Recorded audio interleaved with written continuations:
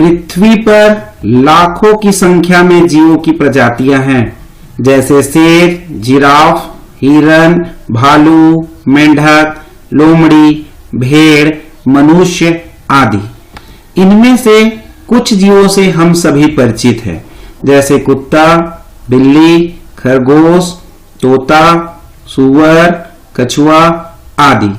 कुछ के बारे में हमने सिर्फ सुना है, जैसे जेलीफिश, ऑक्टोपस, स्टारफिश।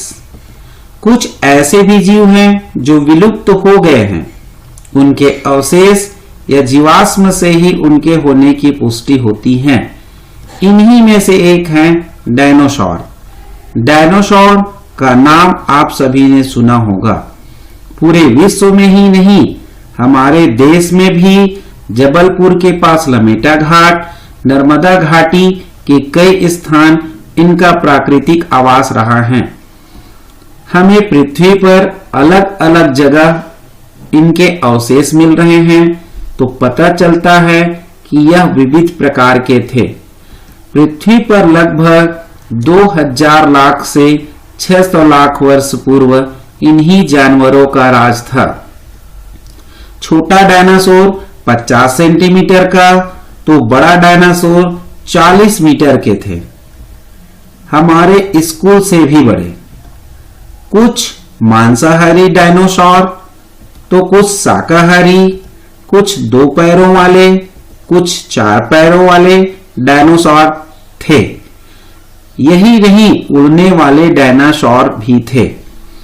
डायनासोर के समय कुछ पौधे भी जीवित थे, जैसे कि शैवाल का पौधा, फर्न का पौधा, मोश का पौधा, सैकस का पौधा, गिंको पौधा।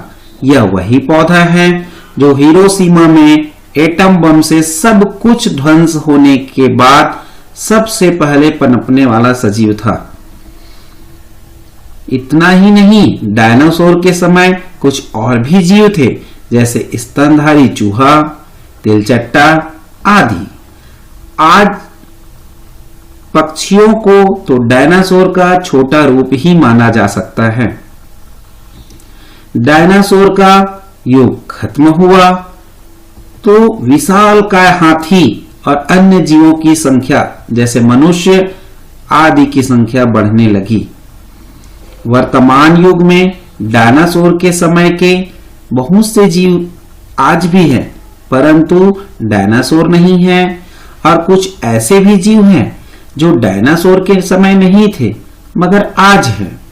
आपने देखा, डायनासोर जैसे जीव खत्म हुए और मानव जाति व अन्य जीवों का उद्भव हुआ। एक जीव का विकास रुका और दूसरे जीव का विकास प्रारंभ हुआ। इसे जीवों का विकास कह सकते हैं। जीवों के विकास के कई कारण हैं, जिसे हम अगले वीडियो में जानेंगे।